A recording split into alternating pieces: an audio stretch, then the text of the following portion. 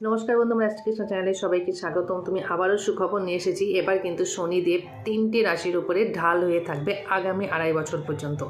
কারণ আমরা জানি শনিদেব হচ্ছে ন্যায় এবং কর্মের দেবতা। তো তিনি প্রতি 2.5 বছর অন্তর অন্তর কিন্তু রাশি পরিবর্তন করে।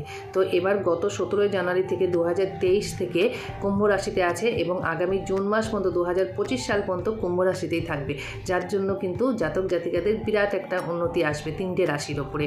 বিদেশ যোগ, কর্মের যোগ, ধন সম্পত্তির উন্নতি, ফিনান্সিয়াল গ্রো করবে এবং সম্পর্কের দিকে উন্নতি, মানে সবথেকে বড় কথা কেরিয়ারের দিকে উন্নতি হবে। পড়ুয়ারা তাদের বিদেশ যোগ হবে। তো অবশ্যই বন্ধুরা, কোন 3 রাশির ওপরে এই যে শনিদেব ঢাল হয়ে থাকবে বা শনিদেবের কৃপা হবে, তো সেটা জানতে হলে কিন্তু আমার ভিডিওতে গিয়ে সম্পূর্ণ ভিডিওটা আপনারা দেখে আসবেন এবং তখন ওখানে আপনি পুরো ডিটেলসে জানতে পারবেন কোন শনিদেব কোন কোন রাশির ওপরে কী ধরনের কৃপা করছে।